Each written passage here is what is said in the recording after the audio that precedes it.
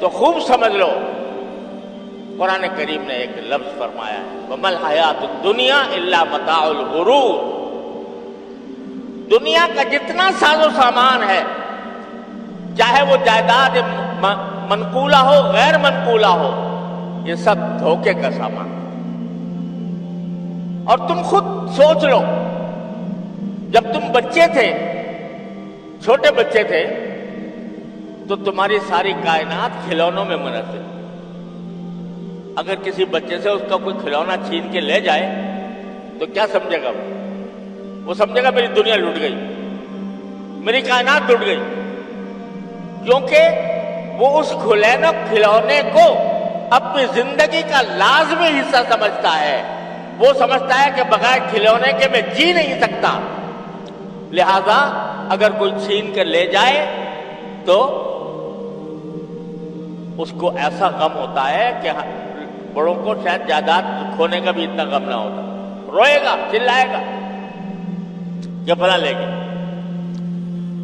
جب تم بڑے ہو جاتے ہو اور اپنے بچپن کے قصے یاد کرتے ہو تو کیا ہوتا ہے؟ ہنسی آتی ہے کہ نہیں؟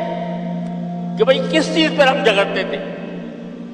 چھوٹے چھوٹے کھلونوں کے اوپر جھگڑ رہے تھے، اور کوئی ہار گیا اور کوئی جیت گیا، اور جیتنے والا خوش ہو رہا ہے، مگن ہے، اور ہارنے والا جو ہے وہ رو رہا ہے کہ ہائے میں ہار گیا۔ تو اب بڑے ہو کر میرے والد ماجد رحمۃ اللہ خود اپنا قصہ سنایا کرتے تھے کہ پہلے زمانے میں ایک کھیل ہوتا تھا کہ جو سرکنڈے ہوتے ہیں،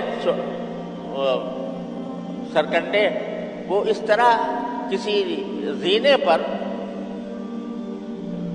ایک بچہ اپنا ڈالتا تھا، ایک دوسرا اپنا ڈالتا تھا، جس کا پہلے پہنچ گیا وہ جیت جاتا تھا، اور جیتنے کے نتیجے میں وہ دوسرے کا سرکنڈا قبضے میں کر لیتا تھا۔ تو حضرت والد صاحب فرماتے ہیں میں ایک مرتبہ بچپن میں میرے چچا زاد بھائی تھے، وہ مجھ سے بڑے تھے، ان کے ساتھ وہ سرکنڈوں کا کھیل کھیل رہا تھا۔ تو فرمایا کرتے تھے کہ میں کھیل میں تو ہمیشہ پچھڑتی رہا، تو اس واسطے جب میں نے وہ کھیل شروع کیا تو میرے جو بھائی تھے وہ میرے سارے سرکنڈے جیت لیے انہوں نے، میں ہارتا چلا گیا اور وہ میرے سرکنڈے قبضے میں کر۔ فرماتے ہیں مجھے آج تک یاد ہے وہ غم اور صدمہ اس کا کہ میری کائنات لٹ گئی۔ یہ ہر شخص کے ساتھ پیش آتا ہے، کوئی دنیا میں ایسا نہیں ہے جس کے ساتھ یہ واقعہ پیش نہ آتا ہو، لیکن بڑے ہونے کے بعد جب اس واقعے کو یاد کرتے ہو تو ہنسی آتی ہے کہ نہیں کہ ہم کیسے بیوقوف تھے، کس چیز کو اپنی مال و متاع قرار دے رہے تھے، کس چیز کو اپنی کائنات سمجھے ہوئے تھے، کتنے بیوقوف تھے۔ اب آج بیوقوفی پہ ہنستے ہو۔ جب بندہ ذرا بڑا ہوتا ہے، جوانی کے ابتدا میں اس کو زیب و زینت کا شوق ہوتا ہے کہ بھئی میرے کپڑے شاندار ہوں، اعلیٰ درجے کے ہوں، فیشن کے مطابق ہوں، اس طریقے سے ٹوٹی ہوئی نہ ہو، میں ایسا چشمہ پہنوں یا چشمہ پہنوں، میں ایسی ٹوپی پہنوں، میں ایسے دیکھنے میں اچھا نظر آؤں۔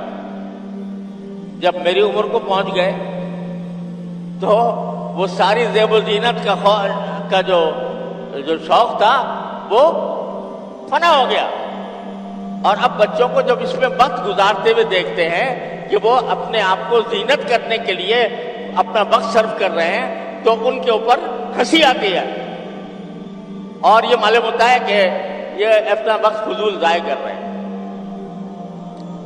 قرآن کریم میں کہا انما الحیات الدنیا لعب و لہو و زینت۔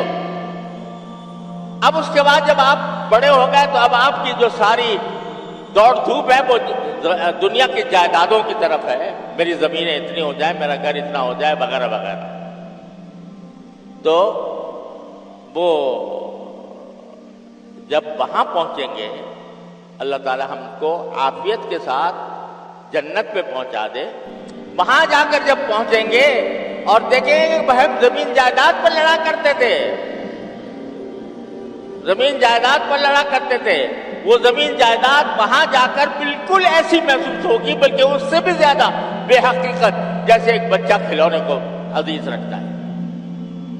تو چونکہ رسول کریم صلی اللہ علیہ وسلم وہ منظر اپنی آنکھوں سے دیکھ رہے ہیں کہ ایک وقت ایسا آنے والا ہے جب یہ بندے وہاں پہنچیں گے تو زمین جائیداد، مال دولت، ساری کی ساری چیزوں کو اتنا ہی بے حقیقت سمجھیں گے جیسے اب آپ تم بچوں کے کھلونوں کو بے حقیقت سمجھتے ہو۔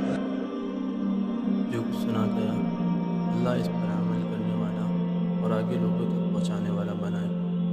مزید اصلاحی بیانات کے لیے ہمارا یوٹیوب چینل ایمان و یقین کو سبسکرائب کریں۔ جزاک اللہ۔